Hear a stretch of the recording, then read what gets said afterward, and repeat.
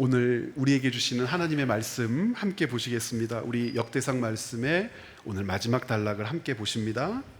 역대상 29장 10절부터 19절, 29장을 다 읽어야 하는데 우리 10절부터 19절 다윗의 기도 단락만 오늘 본문으로 읽도록 하겠습니다. 한 절씩 나누어서 읽지요. 제가 10절을 읽겠습니다.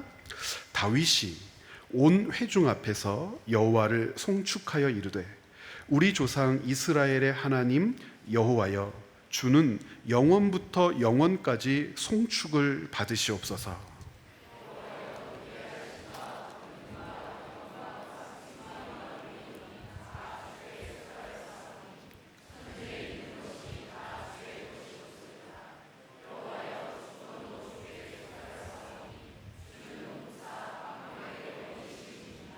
부와 귀가 주께로 말미암고 또 주는 만물의 주제가 되사 손에 권세와 능력이 있사오니 모든 사람을 크게 하심과 강하게 하심이 주의 손에 있나이다.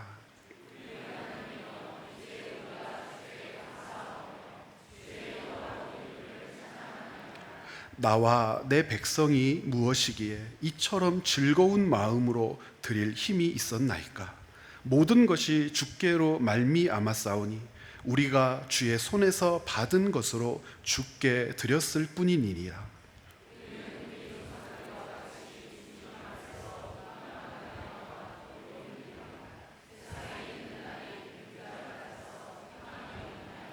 우리 하나님 여호와여, 우리가 주의 거룩한 이름을 위하여 성전을 건축하려고 미리 저축한 이 모든 물건이 다 주의 손에서 왔사오니 다 주의 것이니이다.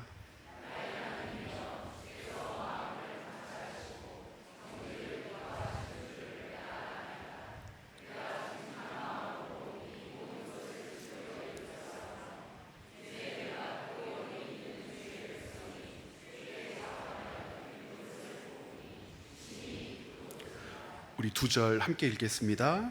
우리 조상들 아브라함과 이삭과 이스라엘의 하나님 여호와여, 주께서 이것을 주의 백성의 심중에 영원히 두어 생각하게 하시고 그 마음을 준비하여 주께로 돌아오게 하시오며 또 내 아들 솔로몬에게 정성된 마음을 주사 주의 계명과 권면과 율례를 지켜 이 모든 일을 행하게 하시고 내가 위하여 준비한 것으로 성전을 건축하게 하옵소서 하였더라. 아멘. 역대상 29장, 우리 역대상 마지막 단락의 말씀을 이제 마주하고 있습니다.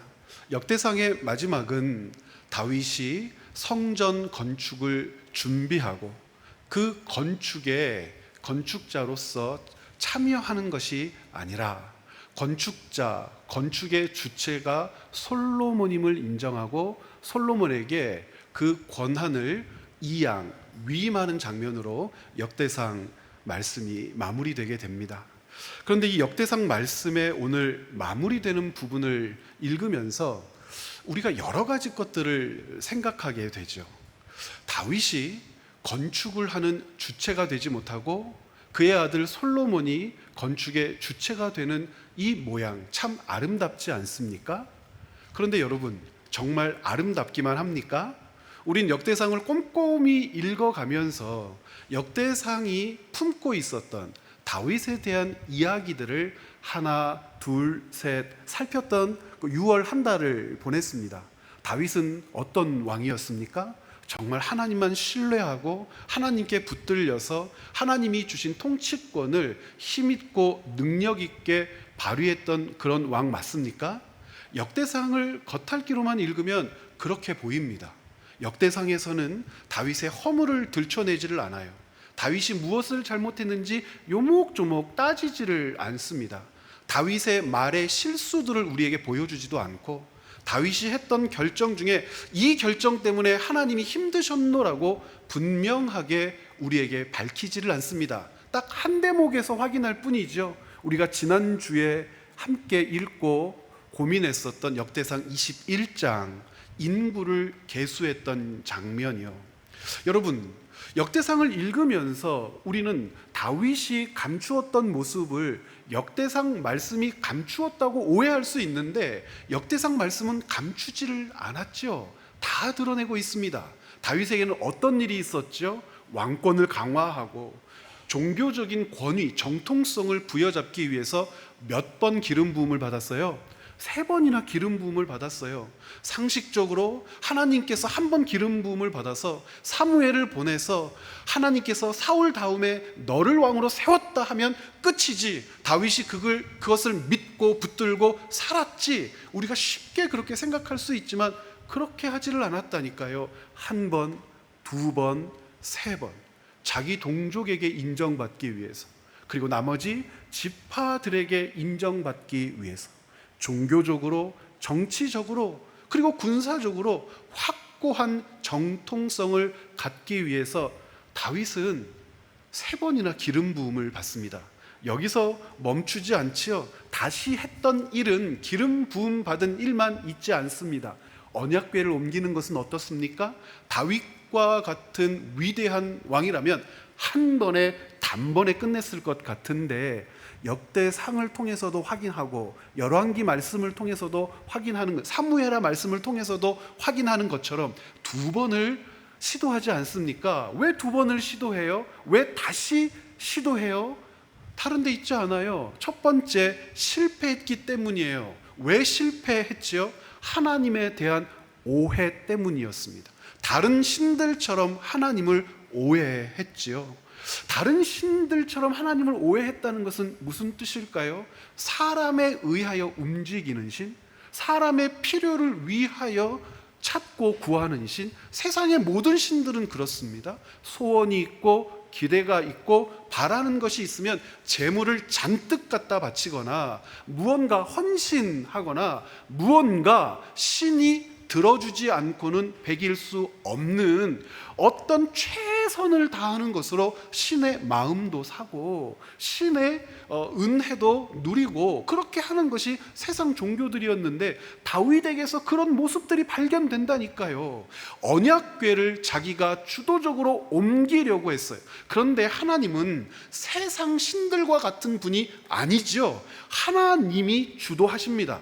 모든 역사는 하나님이 이끌어 가십니다. 우리를 참여하도록 초대하시고 우리의 마음을 바꿔놓기도 하시고, 하나님께서 이끌어 가시는 역사가 어떤 의미가 있는지 우리 삶의 서사의 대목을 만지시고 가르쳐 주심으로 하나님을 알게 하시는 거죠. 하나님은 옮기는 분이 아니죠. 하나님은 내 뜻대로 움직일 수 있는 분이 아니죠. 언약궤를 옮겨와야지 다짐한다고 옮겨올 수 있는 분이 아니죠. 언약궤가, 그리고 언약궤를 옮기려고 했다가 실패했던 장면은 그것을 상징해요. 그럼 하나님은 어떤 분입니까? 옮겨오는 분이 아니죠. 내가 지목한다고 거기 계시는 분이 아니죠. 이 일 좀 해주세요 라고 요청한다고 하나님이 네 하고 움직이시는 분 아니죠. 오시는 분입니다. 하나님이 움직이시는 거예요. 하나님이 당신 백성의 삶을 이끌어 가시는 겁니다. 실패를 통하여 다윗이 그것을 배우죠. 그런데요, 성전 건축 과정에서도 동일한 모습이 나타나요. 좋은 뜻으로, 아름다운 뜻으로 하나님 앞에 충성되고 진실된 마음으로 성전을 건축하고 싶어 했던 것 같아요. 이 여러 번의 경험과 실수와 하나님이 베풀어 주신 긍휼을 마주하면서 깨달았던 부분이 있겠죠. 그런데 성전 건축 과정 가운데 어떤 일이 벌어집니까? 하나님께서 다윗을 거절하세요. 다윗 스스로도 그 사실을 분명하게 알고 있습니다. 역대상 28장 3절부터 6절 말씀, 특별히 3절에서 스스로 자기 자신을 그렇게 고백하죠. 함께 읽어볼까요? 하나님이 내게 이르시되 너는 전쟁을 많이 한 사람이라 피를 많이 흘렸으니 내 이름을 위하여 성전을 건축하지 못하리라 하셨느니라. 자기 아들에게도 이야기하고요, 만 백성에게 이 사실을 감추지를 않습니다. 그러니까 성전 건축 과정에도 다윗의 다시가 있는 거예요. 어떤 다시입니까? 처음에는 건축을 주관하고 싶었어요. 건축을 주도하고 싶었어요. 간절한 마음, 충성스러운 마음, 하나님을 사랑하는 마음을 건축이라고 하는 행위로, 성전이라고 하는 그 행태로 하나님 앞에 고백하고 싶었어요. 그런데 하나님이 다윗을 거절하십니다. 정확하게는 다윗의 손으로 건축될 성전을 거절하십니다. 실망할 법하잖아요. 얼마나 무안하겠어요. 하나님, 내가 이 기쁜 마음으로 하나님께 이것을 드리고 싶어요. 여러분, 선물했다가 무안해 본 적 있으세요? 저희 아버님은 하나님 나라 계시거든요. 돌아가셨어요. 근데 아버지가 굉장히 무뚝뚝하고 말이 없으며 고맙다, 사랑한다 이런 말씀을 해보신 적이 없어요. 항상 평생 어려웠어요. 정말 저는 아버지가 어려웠습니다. 말 한마디 못하고 같이 짜장면을 한 그릇 먹어본 적이 없습니다. 어떻게 겸상을 합니까, 아버지하고? 이상한 눈으로 보지 마세요. 그 아버지에게 언젠가 생일 선물을 해드린 적이 있어요. 아버지 옷치수를 다 이렇게 기억하고 해서 여름에 혹은 가을에 이렇게 옷을 좀 입으셨으면 좋겠다 해서 좋은 옷을 사가지고 이렇게 생신 선물로 드렸는데요. 어떻게 하시냐면 받으시고, 아이 고맙다, 어떻게 이런 걸 가지고 왔어, 야 어울리냐? 대부분 아버지들은 그러시잖아요. 받으시더니 끝입니다. 끝. 얼마나 무안하고 마음속으로 다짐하는 거죠. 내가 다시는 이 짓을 하지 않으리라. 그런데 또 생일이 돌아오면 또 하고, 어버이날이 오면, 그러면 그런 일들을 1년에 몇 번씩 당하는 거예요. 그래, 안 입어. 다윗이 지금 하나님 앞에서 그런 것 같지 않아요? 하나님, 제가 성전을 지어드릴게요. 저만 이렇게 좋은 집에 산다는 게 너무 죄송해요. 하나님은 텐트 안에 계시잖아요. 하나님을 위해서 제가 좋은 집을 지어드릴게요. 하나님 말, 됐다. 뭐 이런 장면 아닐까요? 그런데요, 다윗이 변했어요. 하나님의 거절을 부여잡고 통곡하고 슬퍼하고 절망하는 것이 아니라 기뻐합니다. 역대상을 읽으면서 교회 앞에 우리 역대상의 주제를 이렇게 잡아봅시다 하고 처음에 소개해드렸던 것, 올해 한 해 말씀을 묵상하면서 소개했던 것 기억나세요? 기쁨이라고 하는 것이 무엇인지에 대해서 함께 찾기를 여러분들에게 권면해 드렸습니다. 우리는 환경을 기뻐하는 사람이 아니라 하나님을 기뻐하는 사람입니다. 환경을 기뻐하는 사람이 되었을 때 절대 기쁨은 유지되지 못합니다. 그리고 내가 원하는 기쁨에 도달할 수 없습니다. 내가 원하는 기쁨에 도달했다고 생각하고 그것을 붙잡으려고 할 때 그 즉시로 그 기쁨이라고 하는 것은 줄어들기 시작하죠. 삼라만상의 법칙, 엔트로피의 법칙, 연력학 제2법칙, 감가상각의 법칙 다 같은 말이에요. 모든 것은 보존될 수 없어요. 그것 때문에도 안 되지만 우리가 설정해 놓은 환경, 우리가 기대해 놓은 어떤 것으로 기쁨을 취하려는 시도 자체가 우리가 가지고 있는 한계예요. 절대로 환경을 통해서 취하는 기쁨은 유지될 수도 없고, 많은 사람들은 내가 원하는 환경에 도달할 수 없기 때문에 기대하는 기쁨도 누릴 수 없습니다. 성경은 우리에게 한결같이 가르쳐 주는데, 특별히 역대상 말씀을 읽으면서 우리가 확인하는 것, 환경을 기뻐하지 말고 하나님을 기뻐하라는 분명한 메시지예요. 다윗이 그것을 깨닫습니다. 어떻게 그것을 알 수 있냐면, 성전 건축의 주체자가 되고 싶었고 주도자가 되고 싶었지만 하나님께로부터 거절당했을 때 다윗이 다시 성전 건축을 준비합니다. 다시 성전 건축에 참여해요. 첫 번째 참여하고 싶었던 것은 주도하는 사람이었다면, 두 번째 참여하고자 했던 다윗의 뜻은 일꾼입니다. 다윗이 지금 했던 일들을 보십시오. 마치 어떤 직을 감당한 사람과 같냐면, 회사를 운영해 보신 분들이나 회사 생활을 했을 때에 그 가장 중요한 부서 중에 하나가 있잖아요. 총무부서. 총무부서 뭐 하는 데죠? 살림 사는 데입니다. 살림 사는 데. 대통령실에서도 총무비서관이 그 대통령실의 고관직이 아닙니까? 정당에서도 그렇고 굉장히 중요하죠. 사무총장 이런 사람들이요. 마치 그렇게 일꾼으로 참여합니다.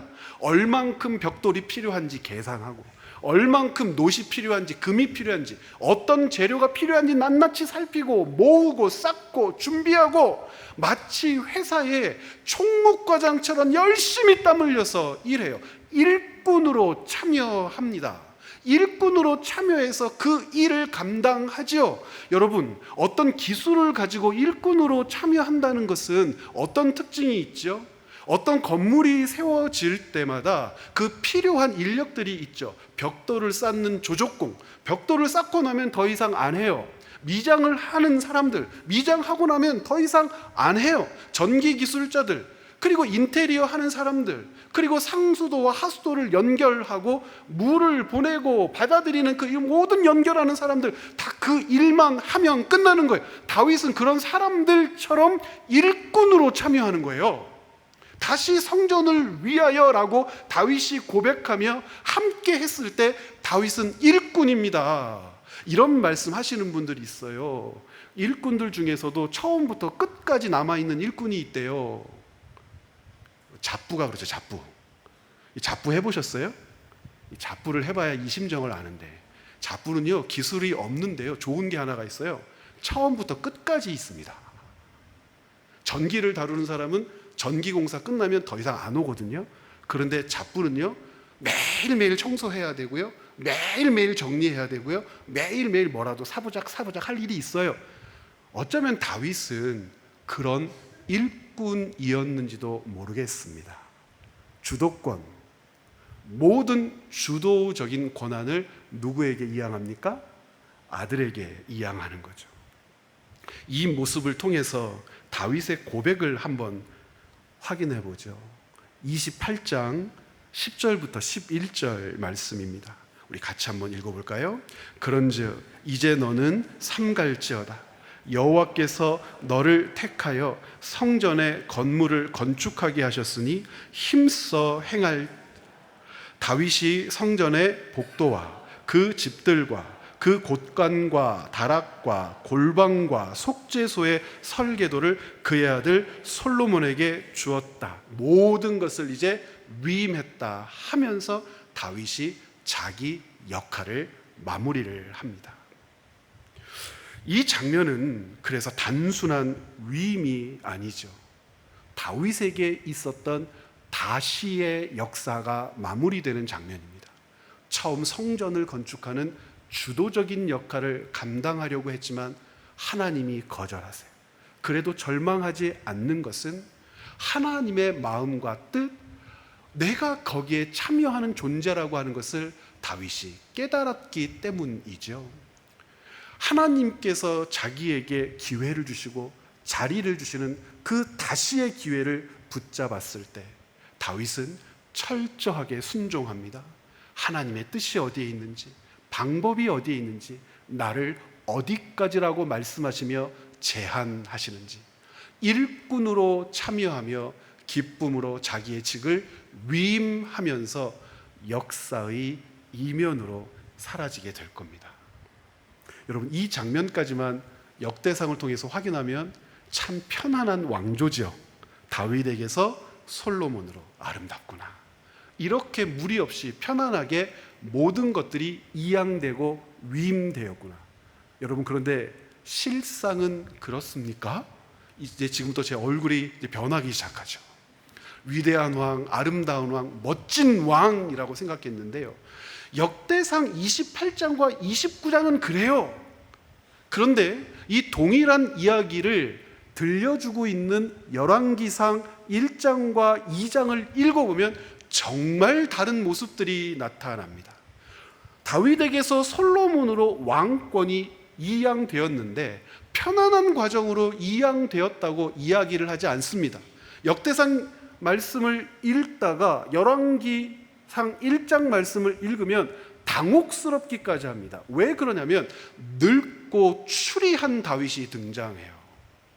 손발이 차고 모든 것이 차서 홀로 움직일 수도 없는 연약한 다윗이 등장해요. 그런데 추잡스럽기까지 해요. 어떻게 추잡스러우냐면 어린 여자, 동녀를 통하여 건강 혹은 삶의 의효, 어떤 모든 것들을 얻을 수 있지는 않을까. 수넴 여자 아비삭을 들여서 동침하는 그 웃지 못할 장면들이 등장합니다. 그 이야기만 있는 것이 아니지요. 솔로몬이 왕권을 다윗으로부터 물려받는데요, 편안하게 물려받는 게 아니에요. 여러분, 다윗의 아들들의 이름을 혹시 기억하십니까? 기억하는 아들들 이름 있어요? 장남이 혹시 누군지 아십니까? 암논이라고 하는 아들이 다윗의 장남입니다. 둘째는 아세요? 길르압이라고 하는 아들이에요. 셋째는 여러분들 들으면 금방 아실 텐데 압살롬이라고 하는 아들이 있고, 넷째 아들이 있는데, 넷째 아들이 열왕기 상에서 다윗을 제치고 스스로 왕이 된 아들 아도니아라고 하는 아들입니다. 그러니까 넷째가 먼저 왕이라고, 왕이 되었다고 선언해 버립니다. 누가요? 아도니아가. 왜 이런 일들이 벌어졌어요? 암논은 일찍 죽죠. 왜 죽습니까? 다말이라고 하는 이복 누이 동생을 탐하다가 이 이복 누이 동생의 친오빠인 셋째 압살롬이 분노해서 암논을 죽여버립니다. 둘째가 누구라고 그랬어요? 길르압이라고 했는데, 이 길르압은 아비가일이라고 하는 여인에게서 얻은 아들이에요. 이 아들이 둘째거든요. 아비가일 누군 줄 아시죠? 어리석은 자 나발의 아내였다가 나발 죽고요, 그리고 그 여인을 다윗이 취하여 아내로 삼고 낳은 아들이 길르압이기 때문에 왕위 서열상 두 번째다 하더라도 얼굴을 디밀 수가 없어요. 그래서 이 길르압은 왕위 경쟁에 아예 등장하지를 않습니다. 그리고 나서 압살롬은요, 더 일찍이 반역을 꾀하죠. 아버지를 모욕했습니다. 다윗이 압살롬과의 전쟁을 피해서 아들과 싸우고 싶지 않아서 도망가기까지 하지 않습니까? 그 과정에서 결국 끝까지 아버지를 죽이겠다고 달려들었다가 압살롬도 죽습니다. 그러니까 당연히 이제 몇 번째가 왕위 서열입니까? 네 번째, 아도니아. 당연히 자기가 왕이라고 생각하는 거예요. 다윗은요, 움직이지도 못하지요. 홀로 무엇인가 결정도 제대로 하지 못하지요. 건강할 때에 내 다음 왕은 누구야 하고 정해줘야 되는데 그런 일을 하지 못하다 보니까 술렁술렁하죠. 이때다 싶어가지고 아도니아가 내가 왕이다 그랬는데요, 백성들이 다 인정했어요. 이유는 두 가지입니다. 군권을 장악했던 요압이 아도니아를 지지했고요, 그리고 중요한 것 있었죠. 왕권의 정통성은 어디로부터 확보하죠?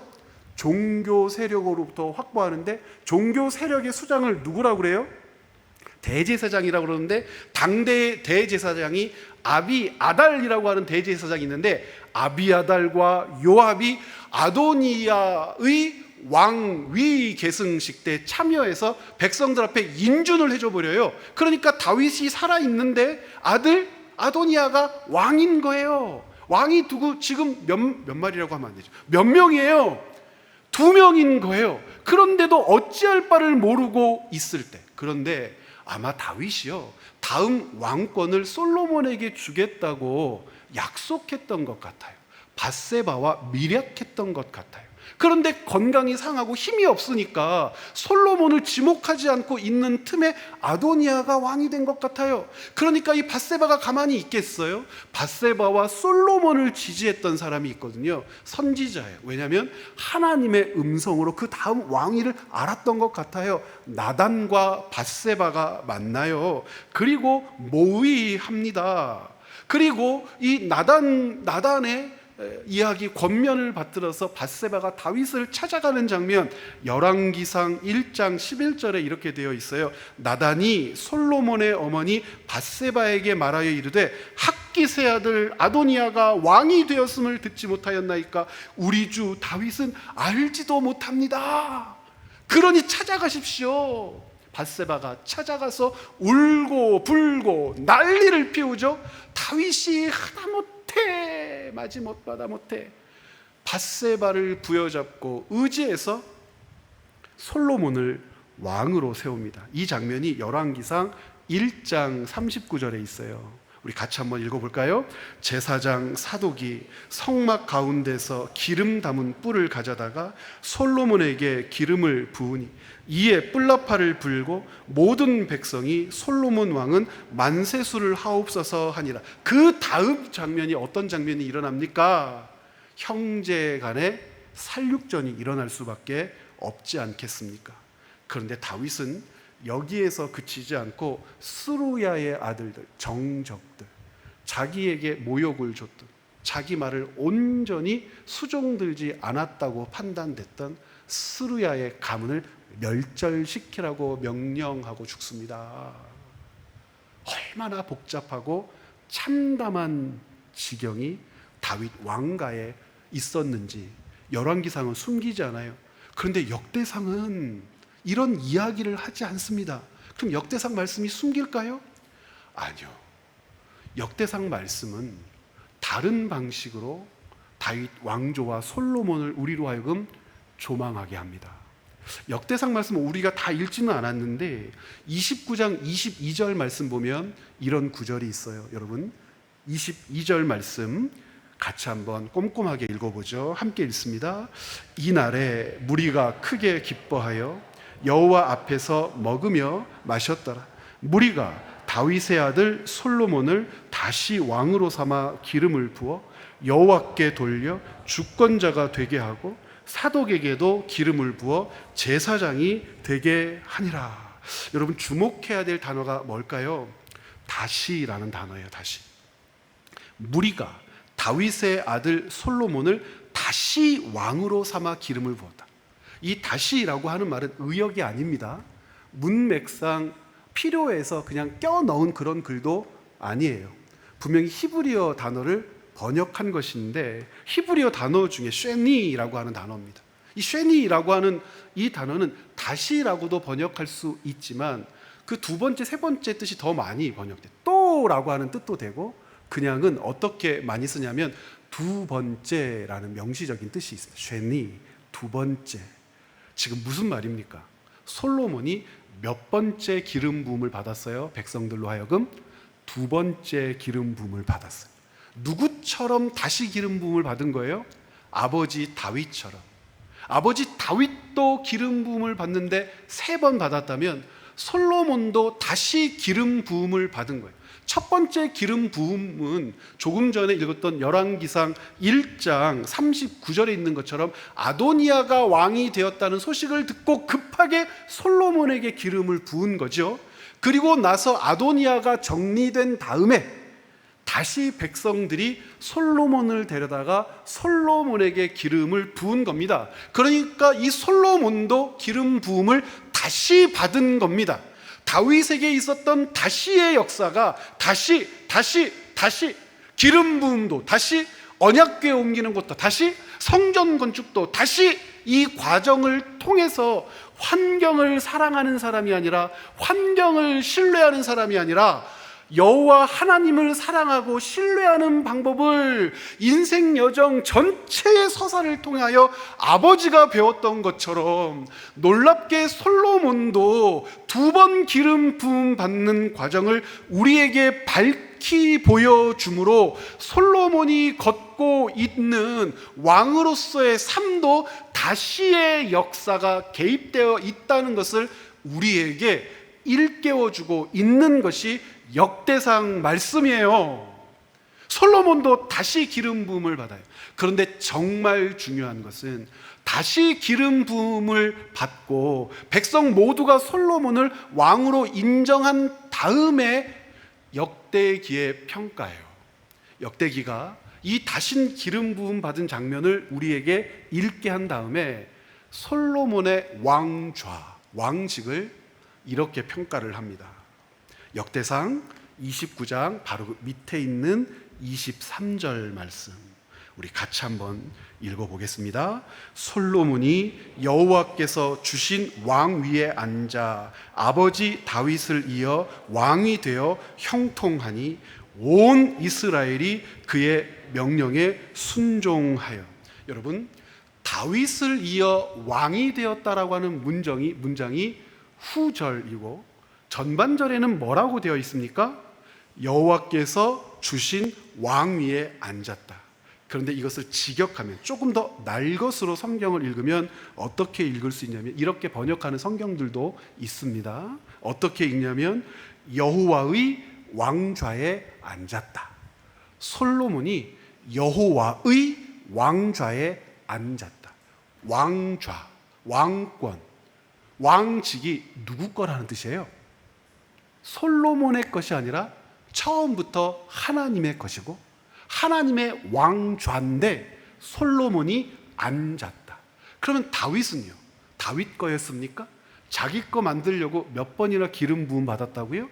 3번이나 기름 부음 받고 자기 거 만들려고 종교적 정통성을 붙들어내기 위하여 언약궤도 옮겨오려고 그렇게 애타게 지키고 굳건히 세우고자 했던 자리가 왕좌인데, 성경은 다윗에게도 그렇고 솔로몬에게도 그렇고 지금 무엇을 이야기해주고 있냐면 그 왕좌는 다윗 것도 아니고 솔로몬 것도 아니라 누구의 왕좌예요?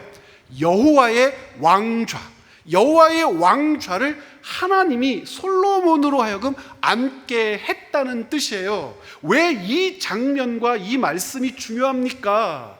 세상 왕과 이스라엘 나라 왕이 어떻게 다른지를 보여주니까 그렇습니다. 우리 지난 주일날 21장 다루면서 세상 왕과 이스라엘 나라 왕의 근본적인 차이가 뭐라고 그랬어요?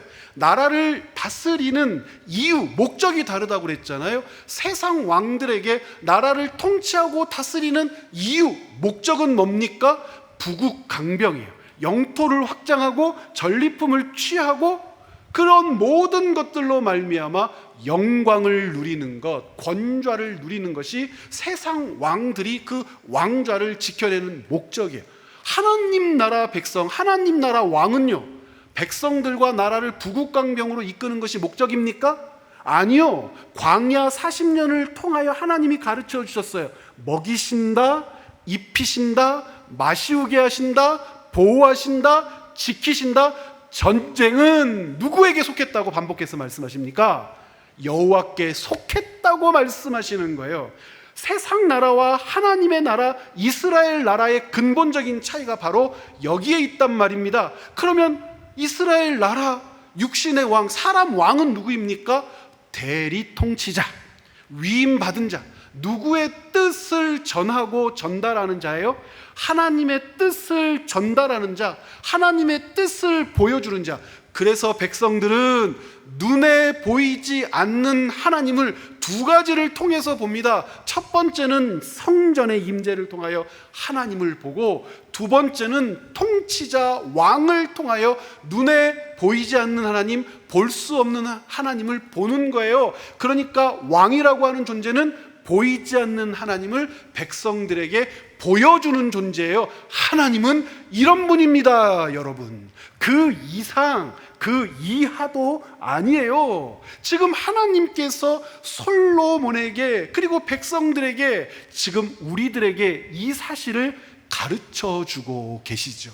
솔로몬에게 임한 다시, 급해서 아도니아가 왕인데 이 순간을 놓치면 영원히 왕이 되지 못하니까 급하게 기름 부음을, 즉 아버지 다윗 때문에 솔로몬이 왕이 된 것 같지만 아니라는 거예요. 아버지가 다윗이고 그 다음 당연히 솔로몬입니까? 아니요. 암논이 살아있으면요, 길르압이 살아있으면은요, 압살롬이 살아있으면은요, 아도니아가 살아있으면은요, 하나님이 주목하고 하나님이 앉히실 때에 사람은 하나님의 왕좌에 앉는 거란 말입니다. 솔로몬에게 임한 다시는 바로 그와 같은 다시, 처음부터 자기의 것이 아닌 거예요. 하나님의 것임을, 하나님으로부터 왔음을, 하나님이 허락하셨음을, 가장 중요한 것, 하나님이 맡기셨을 때 맡을 수 있는 자리가 이스라엘의 왕좌, 다윗을 이은 2번째 유다의 왕이 되는 겁니다. 다윗에게 있었던 다시가 환경을 사랑하지 않고 하나님을 사랑한다는 것이 무엇인지를 가르쳐 주는 과정이었다면, 비교적 일찍 알게 된 솔로몬의 다시는 아버지와 같은 실수를 범하면 안 되죠. 그에게 부여된 성전 건축의 직무가 무엇을 뜻하는지, 하나님을 이렇게도 하고 저렇게도 할 수 있는 황금과 보석과 수많은 장식으로 꾸며놓은 값비싼 성전을 지어드리면 하나님이 아이쿠야 하면서 원하는 것을 다 들어주는? 아니요. 열왕기상 말씀의 9장, 성전 건축과 봉헌이 끝나고 영광의 예배를 통하여 하나님이 임재하셨을 때, 여러분 9장의 말미에 뭐라고 하세요? 이 값비싼 성전이라도 내 말을 듣지 않고 행하지 않고 내 백성을 바르게 다스리지 않는 그런 작자가 등장하면 이 성전을 들어 땅에 패대기 쳐버리겠다가 성전 건축의 마지막 장면이에요. 열왕기상이. 사랑하는 여러분, 우리 인생들에도 이와 같은 다시가 있어요. 다윗의 다시처럼 환경을 기뻐하지 않고 하나님을 기뻐하시도록 계속 다시하게 하시는 고단함이 있어요. 우리에게는 고단함일지 모르지만 이 여정을 통하여 우리는 깨닫고 배우죠. 내려놓고 겸손하게 무릎 꿇고 나를 죽이고 하나님의 뜻을 어렴풋하게 구했다가 조금씩 분명하게 구하는 과정으로 여러분 모두에게 주시는 다시의 은혜가 있습니다. 솔로몬이 맞이했던 다시의 은혜도 있어요. 주권과 섭리와 통치를 신뢰하지 않으면 그 직과 그 역할을 유지할 수도 없고 맡을 수도 없다는 분명한 사실을 일깨우는 솔로몬의 다시가 여러분의 다시가 될 수도 있습니다. 그래서 오늘 말씀을 마무리하면서 이 결론의 이야기를 여러분들과 함께 읽고 싶어요. 첫 번째 단락을 먼저 제가 읽도록 하겠습니다. 역대상 전체 말씀을 정리하는 내용으로 들어주십시오. 역대기에서 보여주는 다시는 단순한 반복이 아닙니다. 하나님의 뜻에 따라 하나님의 때에 하나님의 방법으로 이루어지는 새로운 시작을 일컫습니다. 우리는 다윗과 솔로몬의 다시를 통해 무엇을 보아야 할까요? 하나님께서는 실패한 자를 다시 부르시고 넘어졌던 자를 다시 세우시죠. 때론 인간의 죄와 한계로 인해 멈춘 것처럼 보이던 하나님의 역사가 다시금 회복되고 다시 이어지고 다시 완성되어 가도록 우리 모두에게 다시의 은혜를 베풀어 주십니다. 그래서 함께 읽을까요? 다윗의 다시는 하나님의 은혜가 아직 끝나지 않았다는 사실을 보여주고, 솔로몬의 다시는 하나님의 주권과 섭리를 신뢰해야 할 분명한 이유를 가르쳐 줍니다. 지금 우리도 다시라는 하나님의 부르심 앞에 서 있습니다. 다시 순종하고 다시 헌신하며 다시 하나님 나라를 위해 살아가는 사람으로 부르심을 받고 있습니다. 사랑하는 여러분, 다시의 은혜가 임할 때 고단함일 수 있습니다. 버려야 할 것들로 인해 가슴이 쓰릴 수도 있어요. 다시를 요구하시는 장면에서 힘들고 지쳐서 더 이상 못합니다 주저앉을 수도 있습니다. 그런데요, 하나님의 백성들에게 임한 다시의 은혜는 하나님이 감당하시도록 주시는 은혜의 여정입니다. 우리 인생들, 그리스도인들의 모든 인생의 여정은 바로 이 다시의 반복을 통하여 쓰여질 아름답고 찬란한 주님의 역사, 하나님 나라의 서사의 한 대목이 될 것입니다. 지금 여러분들이 어떤 다시를 맞이하고 있는지 모르겠어요. 망했는데 무엇을 다시 할 수 있을까? 포기해야 하는데 다시 해야 될까? 내가 그것을 다시 할 자격이 있을까? 나는 다시 할 때 과연 이룰 수 있을까? 등등.